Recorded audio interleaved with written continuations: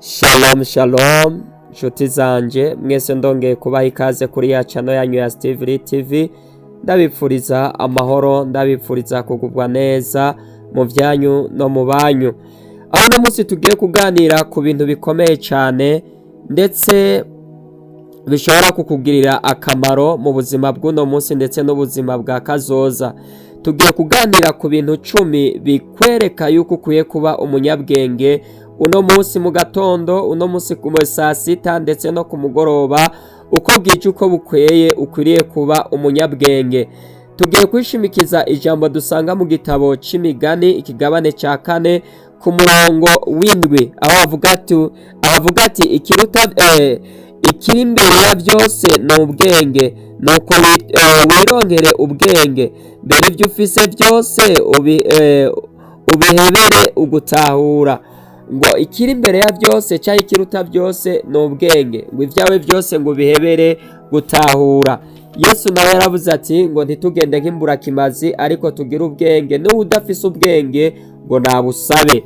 Rero ubwenge ni ikintu cy'ingenzi uno munsi dutegerezwa kugira ngo dushike ku ihangiro cyangwa kuri vision.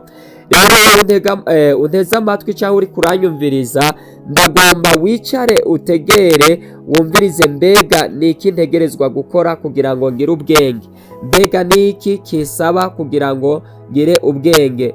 Ushobora kumviriza icya mbere ugasanga urakineguye, ariko ugasanga icya gatatu cyangwa icya kane cyangwa ic'icumi nico ciwawe wari ukeneye mu buzima. Rero ndakwinginze untize amatwi ino minota 5 cyangwa 6 kugira ngo tuganire kuri bino bintu, kumbure hari ico uza gukuramo. Wewe utarafyonda subscribe, ndakwinginga ufyonde subscribe ndetse ucufyonda no kuri jeme kugira ngo ibiganiro tuzogenda twauploadinga uzobe mu bambere bazogenda babikurikirana. Rero ikintu ca mbere kikwereka yuko ukwiye kugira ubwenge burazibira amakosa menshi. Ubwenge buzibira amakosa menshi. Igihe uri umunyabwenge hariho amakosa amwe uzosanga utariko uragwamo cyangwa utariko urahura nayo. Rero ubwenge igihe ubufise imbere y'abavyeyi nyambura umwana, hari ico buzogufasha kandi gikomeye cyane gose. Nyamba uri umudamu cyangwa umupapa wubatse urugo, igihe ufise ubwenge bizogufasha kubaka urugo rwawe mu mutuzo ndetse n'amahoro menshi. Ikintu cya kabiri kikwereka yuko utegerezwa kugira ubwenge. Ubwenge bugufasha gutegura ejo hazaza cyangwa ejo hawe haza. Igihe ufise ubwenge bugufasha gutegura ejo hawe haza, ukumva wishimye, ukumva ufise vision runaka ugomba gushikako.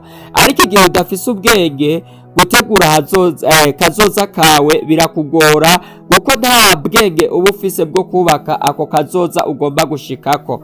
Rero igihe ufise ubwenge bugufasha gutegura kazoza kawe. Nyamba ugomba kugira kazoza keza, ugomba kugira kazoza gafise ishingiro, usabe ubwenge kandi ubugwize. Ikintu cya gatatu kikwereka yuko ukwiye kugira ubwenge.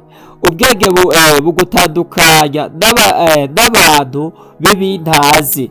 Ubwenge bugutandukanya n'abantu b'ibintazi, babandi bakubwira ati tuje mu marigara, babandi bakubwira ati tunwe ibi n'ibi biyayura mutwe, ugasanga bya bintu byose nibikwicira kazoza, naho bigukura naho bizogushitsa. Rero igihe ufise ubwenge bizogufasha gutegura kazoza kawe, bikagutandukanya na babantu b'ibintazi batagufitiye gahunda yo kuguteza imbere, ariko bagufitiye gahunda yo kugusubiza inyuma. Rero igihe ufise buno bwenge buzogufasha guhitamo inshuti z'ukuri atari bintazi. Aho ikintu cya kane kikwereka yuko ukwiye kuba umunyabwenge. Nubwo udafise ubwo bwenge ukwiriye kubusaba, ubwenge butuma uhitamo neza mu gihe ugomba gufata ingingo. Ubwenge butuma uhitamo neza igihe ugiye gufata ingingo, ntuhubuka. Urabanza ugategura umutima wawe, ukavuga ati kino kintu ndakigiyemo kiraza kugenda neza. Uno munsi hari abantu bariko baradandaza batabifatiye ingingo kubera atabwenge bashizemo. Babikoze kubera nakababona dandaza, babikoze kubera nakababona birimo. Rero igihe ufise ubwenge ugomba gukora ikintu, urabanza ukagenda ukagisha umutima ukagisha inama umutima ukagukorana na bwa bwenge, ukagufasha guhitamo ingingo, gufata ingingo ishikamye kandi hamwe igushikana ku iterambere runaka. Hari ikintu cya gatanu kikwereka neza ko ukwiye kugira ubwenge. Ubwenge bugufasha kumenya igihe cyo kuvuga n'igihe cyo guceceka. Ubwenge bugufasha kumenya igihe ukwiriye kuvuga n'igihe cyo guceceka. Igihe ufise ubwenge usanze abantu bariko barashwana cyangwa ndakakagushwanira uraceceka, umutima ukabanza ukagosora mbega nishure mbega bigende gute. Ariko igihe udafise ubwenge cyangwa udakoresha ubwenge, umuntu utahura kuvuga ati ibi nibi mugashwana bla bla bla iki niki, ugaca usanga usigaye uricuza mu nyuma. Ariko igihe ufise ubwenge burakurimita, bukakubwira ati uno mwanya ugomba kuvuga, uno mwanya ugomba guceceka. Muri ico gihe uza kuba umuntu w'umudashikirwa, uza kuba umuntu w'igitangaza imbere y'aba bantu bose bariko bakwereka ko atacure atanico ushoboye. Rero ubwenge buragufasha guhitamo igihe cyo kuvuga n'igihe cyo guceceka. Hari ikintu cya gatandatu kikwereka neza yuko ukuriye kugira ubwenge. Ubwenge bugukingira ibintu vyotuma ubabara bitaraba. Igihe ufise ubwenge buragukingira ibintu biza kutusha ku mutima wawe, bigatuma ugira depression, bigatuma ugira amatrauma. Ubwenge, igihe ufise ubwenge buragukingira igihe ibintu bitaraba, muri wewe hakabaho filtre yo kwakira bya bintu uburemere bizananyemwo, ukamenya ingene ukabigabanya taye, maze ukavyakira uri umuntu ushikamye, umuntu w'umushingantahe, umuntu ushobora kwakira ingorane mu biganza vyawe ukumva yuko ushikamye. Hari ikintu c'indwi kikwereka neza yuko ukuriye kugira ubwenge. Ubwenge butuma wigira ku makosa y'abandi. Iki kintu c'indwi rero kirakomeye cyane.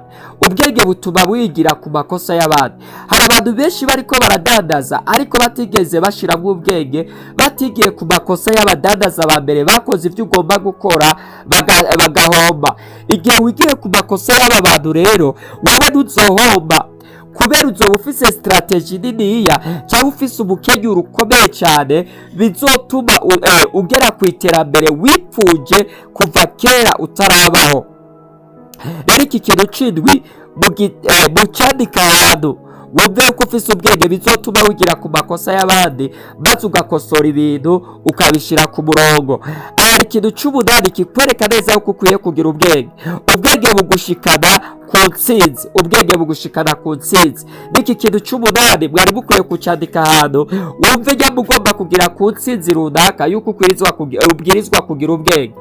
Ugomba gushika ku ntsinzi runaka ubwirizwa kugira ubwenge, kandi ubwenge bushitse kandi bushikamye. Ntuzoshobora gutsinda utagize ubwenge. Ntuzoshobora gushika ku iterambere runaka barya abandi bagezeko udafise ubwenge. Ubu bwenge rero ndiko ndakubwira nibwo buzotuma ugera ku ntsinzi. Hari ikintu c'icenda kikwereka neza ko ukwiye kugira ubwenge. Ubwenge bukwegereza imbere y'Imana n'abantu bafise akamaro. Ubu bwenge buzokuzana ku Mana. Ubu bwenge buzokwigisha gusenga. Ubu bwenge buzokwigisha ingene witwara imbere y'abantu. Ubu bwenge buzokwigisha ingene witwara imbere ya deje wawe. Ubu bwenge buzokwigisha kuba no gushikama no kuba ugomba kuba we.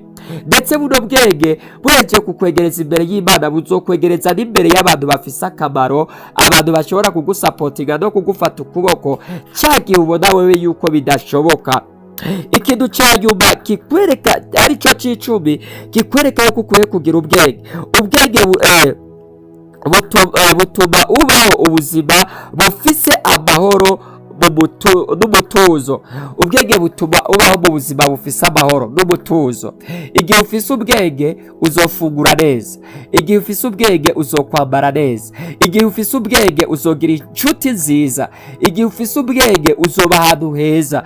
Ariko udafise ubwenge ibintu byose ubitwara uko wigombeye. Rero ndagutumirira wewe wa mujene uri kuranyumva, cyangwa wa mupapa wa mumama wewe uri kuranyumva, wewe uguruye ino video, wumve yuko ukuriye gusaba ubwenge Imana. Mu byo ukora byose ukwiriye gusaba ubwenge. Mu byo ugomba gucamo cyangwa ugomba gushikako ukuriye gusaba ubwenge, utazokusigara uricuza mu nyuma.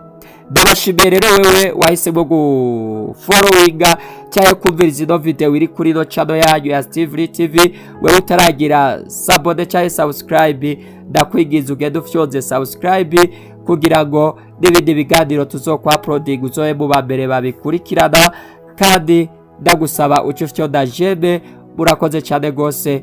Imana y'amahoro ibambere ubwenge mu byo muri ko muracamo n'ibyo mugiye kubamo. Shalom shalom.